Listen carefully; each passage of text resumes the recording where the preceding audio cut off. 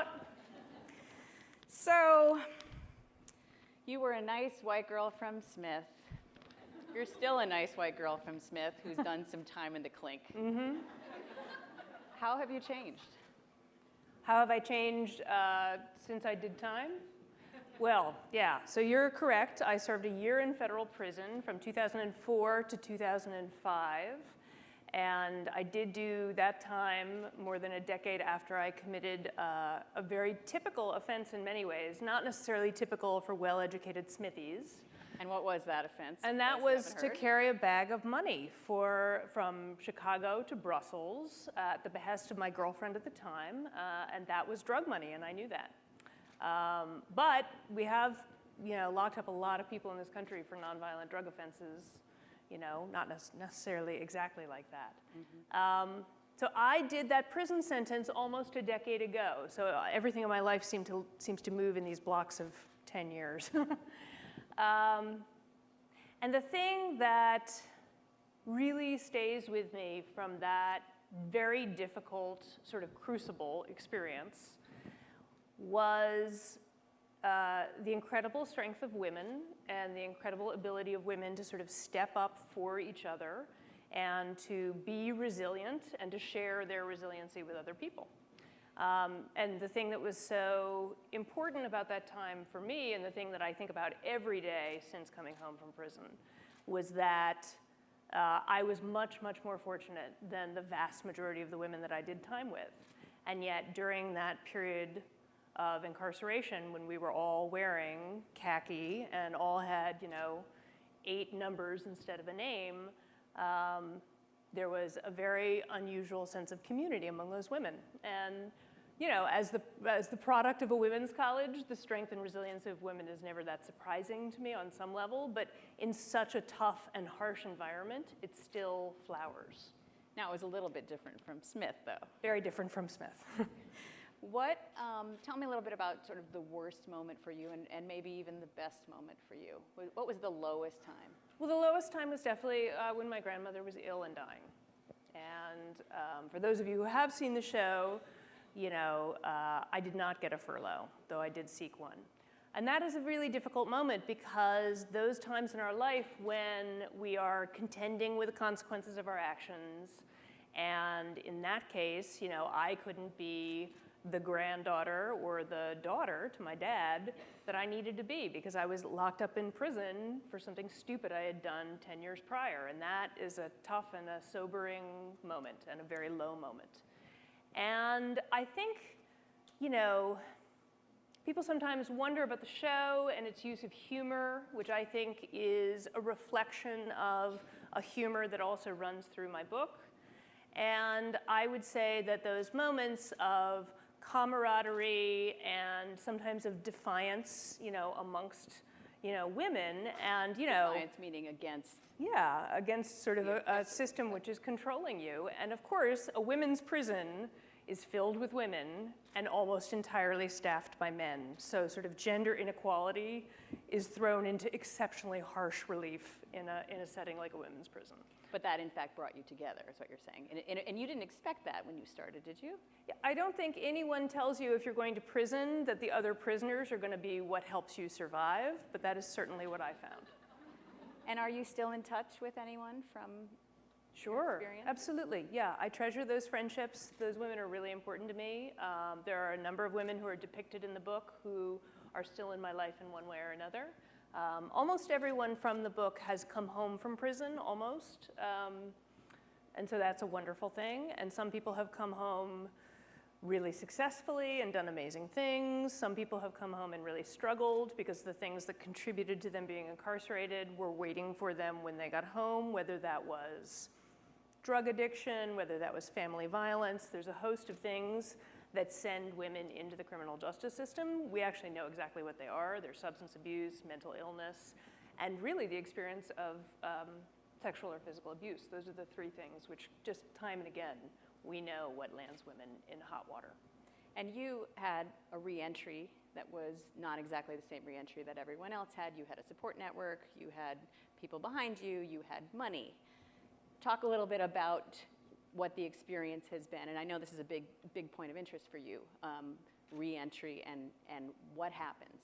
So I will say something that is so important because we're all going to have our moments of failure and our moments when we feel like we've screwed up and there's all this lack in our life, like we've lost things.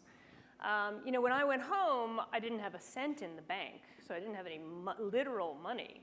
But what I, of course, had was an incredible network of friends, whether you're talking about my college friends or people who I had been forging really strong relationships with professionally over the course of that 10 years between committing that stupid drug crime and between going to prison. And we should add that Piper's experience was such that she knew that she was going to jail for many years before she actually went, because they were trying to get the top people in this drug ring. So she actually lived under this cloud that it could happen basically any time, right? Sure, and so, you know. How do you even function when that happens? Well, you know, you've all seen that poster, "Keep Calm and Carry On," from the Blitz. But when I did come home from prison, you know, fortunately, first of all, I had a guy named Larry waiting for me with open arms. He was really a nice guy in real life. He's a lovely human being. Despite what the show would have you believe. And so, you know, I had a safe and stable place to live. I had a person who loved me, who was going to feed me. But I also had these networks of people and these relationships which went back for decades. And those folks were remarkable and incredible. And as an example, you know, a guy who I'd been friends with for years ran a company, a voice over IP phone company in New York. And he came to visit me in prison, and he was like, "I'm going to give you a job. You're going to need a job when you come home." And I can't overstate, you know, the week after I came home from prison, I started work in the marketing department. Tech firm, so overwhelmingly dudes, and I have to say that was a little refreshing, that moment in time. I got to sit with all the sales guys. For any of you who work with sales guys, you know what I'm talking about. But they were great, and it was so normalizing. That was essential in terms of shedding my skin of a prisoner, because prison really makes you into a prisoner. And if there's not something about your reentry which is going to help you transform from prisoner back into citizen, you know, then you're going to struggle, and a job is an essential thing. So is there an answer to that? I mean, you're working in this world now. What can the system as it exists now do to help prisoners when they come out? Well, yeah, there's 700,000 people coming home from prison and jail every year in this country. Wow. And how many women are in prison right now? Right this moment in confinement in prison, there's about roughly 200,000 women. They are a small, small percentage of the overall system. You know, there's about 2.4 million people in prison in this country. We have the biggest prison population in the world and the biggest prison population in human history. Wow. But at any given time, there's about 1.3 million women who are on probation, parole, or in confinement. So for all those folks, those 700,000 people, whether they're men or women, employment is often the most significant challenge. And it's the number one thing that I hear from other people who have a felony conviction like me. You know, I've applied for literally hundreds of jobs. Just that felony conviction is a huge, huge barrier, regardless of what people's offense is. So, you know, there are a number of solutions. The White House and other business leaders have focused on this as an issue in terms of trying to connect this very willing workforce, though sometimes not always a very prepared workforce, to parts of the economy that really need labor. And so that's very possible. And people who do employ people who have a felony conviction find that they make incredibly loyal, good employees. And so there are a number of corporations like Home Depot and Target and Tim Horton and lots of other different, you know, in different industries that have made it a policy to not have a barrier to employment. Wow. Around. I want to get to questions, so everybody get ready. But I do have a two-word question for you, which is prison cheesecake. Prison cheesecake. So, you know, prison is a harsh environment in many, many senses. I mean, it's physically harsh. Everything is built out of concrete, cinder block, metal, so like sound is constantly bouncing off everything. There's no soft surfaces. prisons are, of course, built for and by men, because overwhelmingly we incarcerate men. And so when it's women who are incarcerated, you know, there's literally nothing, there's no physical part of the experience which is structured around the fact that they're incarcerating women. You're literally wearing men's clothes, men's shoes, men's everything. Wow. Fortunately, they give you a sports bra.